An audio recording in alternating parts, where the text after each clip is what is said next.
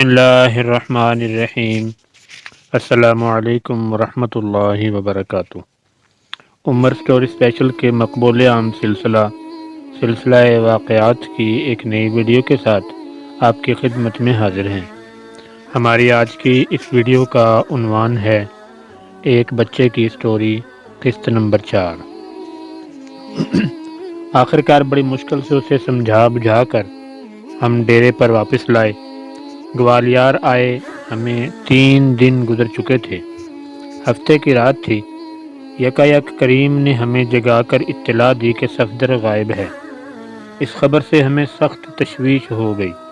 ہمیں خطرہ تھا کہ وہ کسی نئی مصیبت کا شکار نہ ہو جائے۔ ہمیں یقین تھا کہ وہ ضرور قلعے کی طرف گیا ہوگا۔ چنانچہ ہم لوگ اسی وقت تیز رفتاری سے اس کے تعاقب میں روانہ ہو گئے۔ گوالیار گیٹ کے قریب ہمیں ایک سایہ دکھائی دیا۔ یہ صفدر تھا، جو اندھا دھند قلعے کے صدر دروازے کی طرف جا رہا تھا۔ وسیم کی رائے تھی کہ اس کے کسی کام میں دخل نہ دیا جائے اور چپ چاپ اس کا تعاقب کر کے دیکھیں کہ وہ کیا کرتا ہے۔ دروازے کے قریب پہنچ کر ہمیں انتہائی تعجب ہوا، کیونکہ قلعے کے صدر دروازے کی کھڑکی کھلی ہوئی تھی۔ صفدر اس کھڑکی کی راہ سے اندر داخل ہو گیا۔ ہم بھی دبے پاؤں دروازے کے قریب گئے۔ کھڑکی سے جھانک کر دیکھا تو ایک عجیب نظارہ دکھائی دیا۔ بوڑھا چوکیدار ہاتھ میں زرد کاغذ پکڑے دیوار کی طرف منہ کیے کھڑا تھا۔ دیوار پر اس کے 2 سائے پڑ رہے تھے۔ وہ دیوانوں کی طرح اس سائے سے باتیں کر رہا تھا۔ چاند اس وقت پوری تابانی سے روشنی کے فوارے اچھال رہا تھا اور سامنے فلک شکوہ پہاڑ قلعہ گوالیار کو اپنی ہتھیلی پر رکھے نرنگی دہر پر مبہوت کھڑا تھا۔ اس پہاڑی قلعے پر چڑھتی ہوئی اونچی اور پیچدار سڑک شفاف کرنوں کی نورانی چادر میں ڈھکی ہوئی تھی۔ صفدر سڑک پر دیوانہ وار دوڑتا ہوا جا رہا تھا۔ معلوم ہوتا تھا کہ اس کے دل میں آرزوؤں کا خوفناک شعلہ بھڑک رہا ہے۔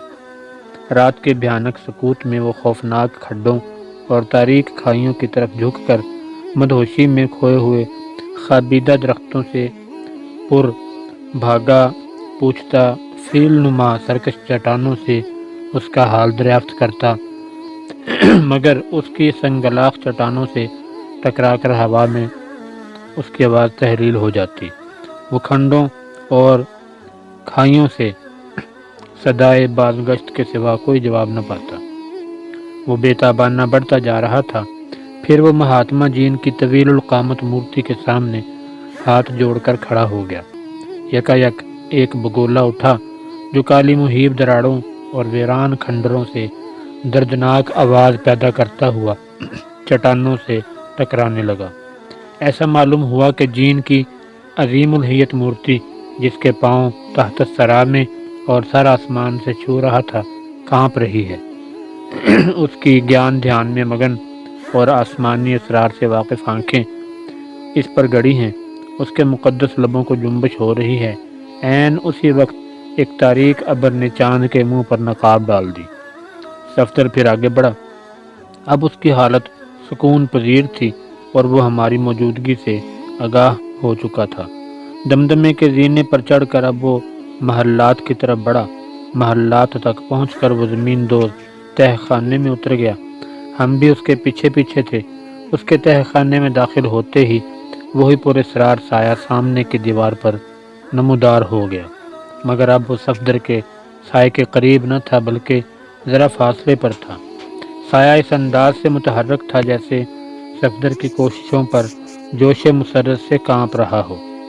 صفدر اگنی کنڈ کے قریب جا کر ہمیں مخاطب کر کے کہنے لگا، آج مجھے مہاتما جین نے عجیب راز بتایا ہے۔ میں آپ لوگوں کو اس مقدس اگنی کا واسطہ دے کر پوچھتا ہوں کہ مجھے بتاؤ میں کس کا بیٹا ہوں؟ سنسان رات کے وحشت خیز سناٹے اور خوفناک تہ خانے کی پرہول فضا میں، جبکہ کئی صدیوں کی ایک بے چین روح اپنا سیاہ فوٹو سامنے والی دھندلی دیوار پر کھینچ رہی تھی، ہم اس واقعہ کو نہ چھپا سکے۔ اگر ہم غلط بیانی سے کام لیتے تو شاید یہ عکس ہم پر جھپٹ پڑتا۔ محرابوں میں سے ستونوں کے بھدے سائے کوہنہ دیواروں پر اس طرح پڑنے لگے جیسے آہنی کڑوں کے ساتھ انسانی دھڑ لٹک رہے ہوں۔ ہم نے کانپتے ہوئے اس کے قبر سے برآمد ہونے کے علاوہ پرانی تحریروں کے متعلق بھی سب کچھ بتا دیا، جو وہ نہایت متانت سے سنتا رہا۔ جب ہم یہ ذکر کر چکے تو وہ چوکنا ہو کر کہنے لگا، آپ نے بھی کچھ سنا؟ ہم نے تو نفی میں جواب دیا، مگر کریم تھراتے ہوئے بولا، ہاں میں نے سنا ہے۔ ابھی یہ بات اس کے منہ سے نکلی ہی تھی کہ یکا یک ایک دل دہلا دینے والی ڈراؤنی آواز سنائی دی۔ ہمارا دل دھک دھک کرنے لگا۔ اف، خدا کی پناہ! یہ آواز ہڈیوں کی کھڑکھڑاہٹ تھی جو ایک تاریک کونے سے سنائی دے رہی تھی۔ میری روح کھینچ کر آنکھوں میں آ گئی۔ میں ٹکٹکی باندھ کر اس کونے کی طرف دیکھنے لگا۔ میرا خیال تھا کہ ابھی ایک ہڈیوں کا ڈھانچہ ہمارے سامنے آ کھڑا ہوگا، مگر خدا کا شکر ہے کہ ایسا نہ ہوا۔ البتہ وہ دل خراش کھڑکھڑاہٹ تھوڑے تھوڑے وقفے کے بعد بدستور ہوتی رہی۔ صفدر بالکل بے خوف و ہراس اس دیوار سے کان لگا کر اس آواز کو سن رہا تھا۔ آخر کار اس نے کہا، ضرور اس جگہ کہیں میرے باپ کی ہڈیاں مدفن ہیں۔ دیوار کے پیچھے ٹھوس پہاڑ تھا۔ اس نے دریچہ نما ڈیوڑی کی طرف، جو دیوار تھوڑا سا حصہ خالی تھا، جا کر دیکھنا شروع کیا۔ اس کی جگہ برقی روشنی صاف طور پر نہ پڑتی تھی، اس لیے بہت دقت پیش آئی۔ آخر بڑی مشکل سے اسے دیوار میں ایک چھوٹے سے دروازے کی ڈاٹ نظر آئی، جو بعد میں پتھروں سے چن دی گئی تھی۔ اس ڈاٹ کا درمیانی حصہ بجا کر دیکھنے سے کھوکھلا معلوم ہوتا تھا۔ صفدر نے کریم سے اس کا شکاری چاقو لے کر پتھریلی دیوار کو کھودنا شروع کیا اور گھنٹہ بھر کی لگاتار کوشش سے ایک پتھریلی اینٹ نکالنے میں کامیاب ہو گیا۔ اس کے بعد وہ اس سوراخ میں ہاتھ ڈال کر اینٹوں کو زور زور سے اکھاڑنے لگا۔ اس کا خیال صحیح نکلا۔ یہاں کسی زمانے میں ایک الماری بنی ہوئی تھی جس کا دروازہ ڈیوڑی میں تھا۔ جب دیوار میں کافی سوراخ ہو گیا تو ہم بھی اس کام میں اس کا ہاتھ بٹانے لگے، اور مسلسل محنت کے بعد ہم نے وہ چنی ہوئی ڈاٹ پوری کھول کے رکھ دی۔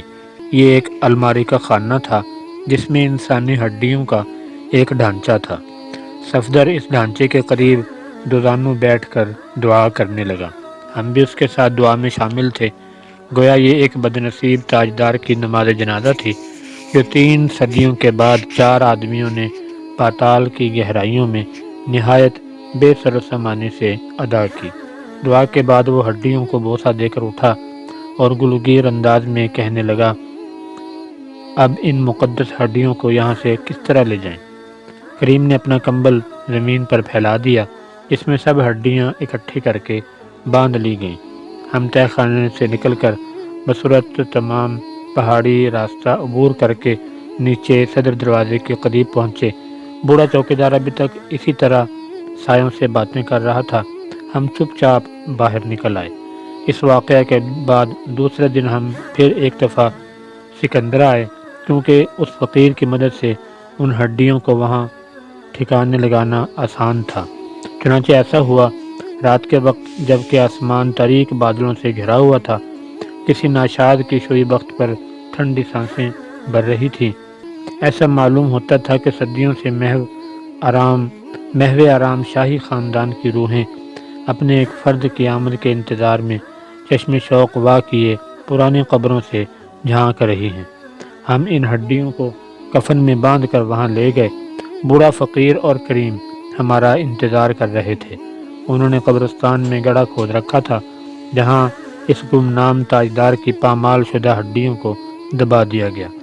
صفدر نے اپنی ماں کی شکستہ قبر بھی دیکھی۔ اس کی حالت دیکھ کر وہ بہت آزردہ ہوا۔ میں نے فوراً اس کی مرمت کا انتظام کر دیا۔ دوسرے دن شام تک مرمت ہو گئی۔ شام کے قریب ہم اسے واپس لائے تو وہ بالکل پاگل ہو چکا تھا۔ اسے بڑی مشکل سے سلا دیا گیا، مگر آدھی رات کو میری آنکھ کھلی تو صفدر بستر پر موجود نہ تھا۔ میں نے بدحواسی سے وسیم اور کریم کو جگایا اور اس کی تلاش شروع کر دی۔ رات سخت اندھیری تھی، ہاتھ پہ سارے کچھ سجائی نہ دیتا تھا۔ جھکڑ کے تھپیڑے ہمیں دھکیل دھکیل کر پیچھے ہٹا رہے تھے۔ آندھی کا غبار ہمارا راستہ روکنے کے در پہ تھا، اور درخت غیظ و غضب سے دوہرے ہو کر ہمیں پکڑنے کو دوڑ رہے تھے۔ ہم اس کی تلاش میں قبرستان کی طرف روانہ تھے۔ صبح تک ہم سرگرداں رہے۔ صبح کے وقت ایک جھاڑی کے قریب ہمیں صفدر کے پاؤں کا ایک بوٹ پڑا ملا۔ بوٹ کو دیکھ کر ہمیں کچھ تسلی ہوئی۔ کریم کہنے لگا وہ کہیں قرب و جوار میں ہی ہوگا اور ضرور اپنی ماں کی قبر پر آئے گا، یہاں اس کا انتظار کرنا چاہیے۔ اس کی ماں کی قبر دیکھ کر ہمیں بہت حیرت ہوئی۔ اس نئی بنی ہوئی قبر کے عین درمیان میں ایک لمبی لکیر نمودار ہو رہی تھی، گویا معلوم ہوتا تھا کہ قبر شق ہو کر دوبارہ ملی ہے۔ میں گہری سوچ میں پڑ گیا۔ یکایک میری نظر ایک عجیب چیز پر پڑی۔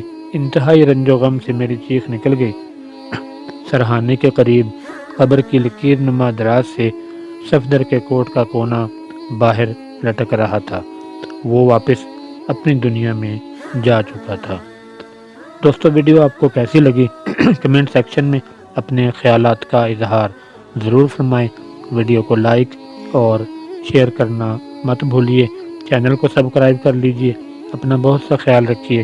ملتے ہیں انشاءاللہ بہت جلد نیکسٹ ویڈیو میں۔ تب تک کے لیے اجازت۔ اللہ حافظ۔ السلام علیکم ورحمۃ اللہ وبرکاتہ۔